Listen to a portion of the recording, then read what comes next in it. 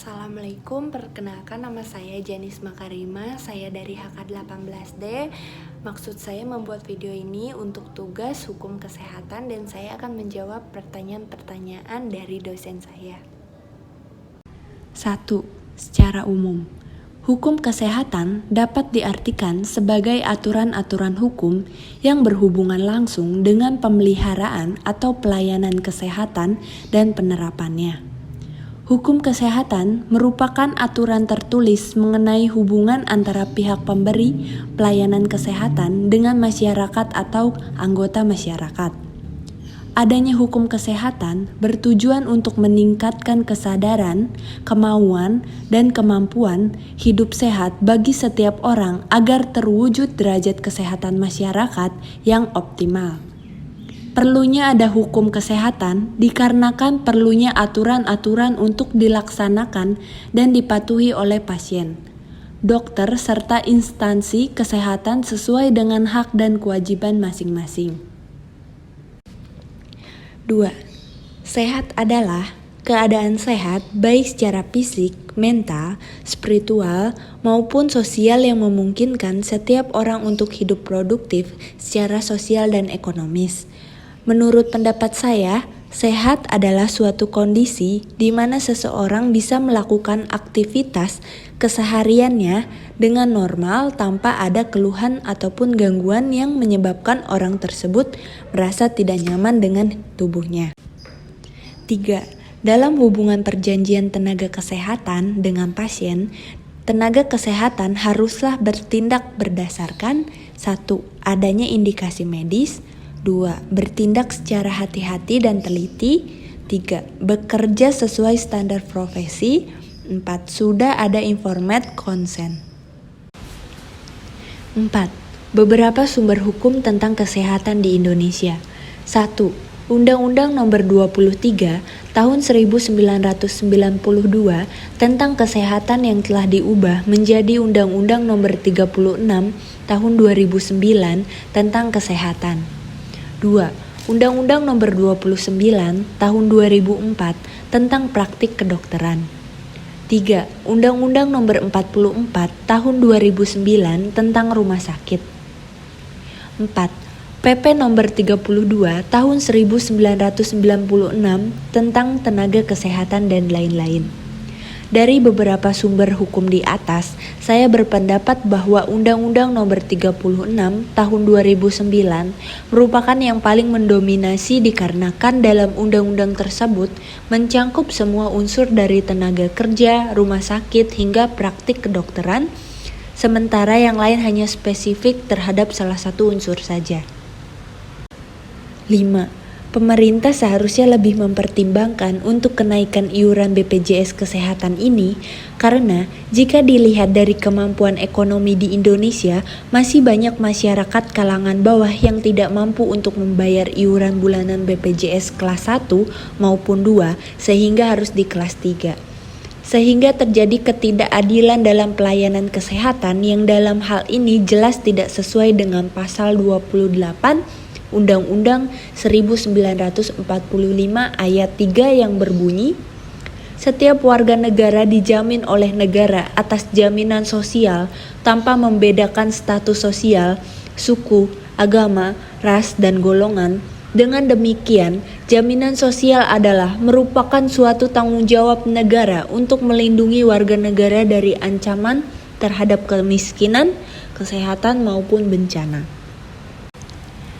6. Pengguguran kandungan atau aborsi adalah berakhirnya kehamilan dengan dikeluarkannya janin atau embrio sebelum memiliki kemampuan untuk bertahan hidup di luar rahim, sehingga mengakibatkan kematian. Aborsi yang terjadi secara spontan juga disebut keguguran. Macam-macam aborsi. 1. Aborsi spontan. Aborsi spontan adalah abortus atau pengeluaran hasil konsepsi yang terjadi tanpa adanya tindakan medis untuk mengosongkan uterus. 2. Keguguran mengancam.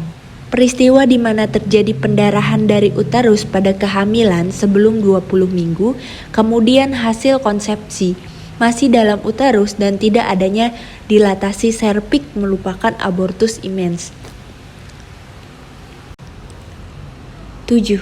Malpraktik adalah suatu jenis kelalaian dalam standar profesional yang berlaku umum dan pelanggaran atas tugas yang menyebabkan seseorang menderita kerugian. Hal ini dilakukan oleh seorang profesional atau bawahannya, agen atas nama klien atau pasien yang menyebabkan kerugian bagi klien atau pasien. Tolak ukur malpraktik antara lain: 1. Masa kerja dokter dengan kemampuan rata-rata. 2. Dokter umum dengan dokter ahli. 3. Fasilitas sarana kesehatan yang tersedia pada waktu dilakukan tindakan medis. 4. Faktor-faktor penunjang lain yang berpengaruh dalam tindakan medis yang telah dilakukan oleh dokter. 8. Macam-macam malpraktik. 1. Malpraktik medik. Malpraktik medik adalah kelalaian seorang dokter untuk mempergunakan tingkat keterampilan dan ilmu pengetahuan yang lazim dipergunakan dalam mengobati pasien atau orang yang terluka menurut lingkungan yang sama. 2. Malpraktik etik. Malpraktik etik adalah tindakan dokter yang bertentangan dengan etika kedokteran sebagaimana yang diatur dalam Kode Etik Kedokteran Indonesia yang merupakan seperangkat standar etika, prinsip, aturan, norma yang berlaku untuk dokter. 3. Malpraktik yuridis. Malpraktik yuridis adalah pelanggaran ataupun kelalaian dalam pelaksanaan profesi kedokteran yang melanggar ketentuan hukum positif yang berlaku. Malpraktik yuridik meliputi: 1. Malpraktik perdata. Malpraktik perdata terjadi jika dokter tidak melakukan kewajiban, yaitu tidak memberikan prestasinya sebagaimana yang telah disepakati. Tindakan dokter yang dapat dikategorikan sebagai malpraktik perdata antara lain: 1. Tidak melakukan apa yang menurut kesepakatan wajib dilakukan. 2. Melakukan apa yang disepakati dilakukan tapi tidak sempurna. 3. Melakukan apa yang disepakati tetapi terlambat. 2. Malpraktik pidana. Malpraktik pidana terjadi jika perbuatan yang dilakukan maupun tidak dilakukan memenuhi rumusan Undang-Undang Hukum Pidana. Perbuatan tersebut dapat berupa perbuatan positif maupun negatif, yang merupakan perbuatan tercela dilakukan dengan sikap batin yang salah berupa kesengajaan atau kelalaian. Contoh malpraktik pidana dengan sengaja adalah: 1. Melakukan aborsi tanpa tindakan medik. 2. Mengungkapkan rahasia kedokteran dengan sengaja. 3. Tidak memberikan pertolongan kepada seseorang yang dalam keadaan darurat. Contoh malpraktik pidana karena kelalaian: 1. Kurang hati-hati sehingga menyebabkan gunting tertinggal di perut. 2. Kurang hati-hati sehingga menyebabkan pasien luka berat atau meninggal. 3. Malpraktik administrasi negara. Malpraktik administrasi terjadi jika dokter menjalankan profesinya tidak mengindahkan ketentuan-ketentuan hukum administrasi negara. Misalnya: 1. Menjalankan praktik kedokteran tanpa izin. 2. Menjalankan praktik kedokteran tidak sesuai dengan kewenangannya. 3. Melakukan praktik kedokteran dengan izin yang sudah kadaluarsa. 9. Eutanasia adalah praktik pencabutan kehidupan manusia atau hewan melalui cara yang dianggap tidak menimbulkan rasa sakit atau menimbulkan rasa sakit yang minimal. Biasanya dilakukan dengan cara memberikan suntikan yang mematikan. Berikut jenis-jenis eutanasia. 1. Eutanasia aktif. 2. Eutanasia pasif. 3. Eutanasia volunteer. 10. Berdasarkan hukum di Indonesia, maka eutanasia adalah suatu perbuatan yang melawan hukum. Hal ini dapat dilihat pada peraturan perundang-undangan yang ada, yaitu pada pasal 344 Kitab Undang-Undang Hukum Pidana yang menyatakan bahwa barang siapa yang menghilangkan nyawa orang lain atas permintaan orang itu sendiri yang disebutkan dengan nyata dan sesungguh-sungguh dihukum penjara selama-lamanya 12 tahun.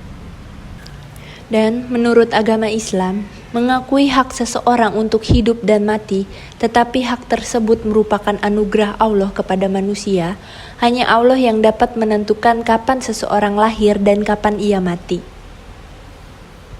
Oleh karena itu, bunuh diri diharamkan dalam hukum Islam, meskipun tidak ada teks dalam Al-Quran maupun hadis yang secara eksplisit melarang bunuh diri.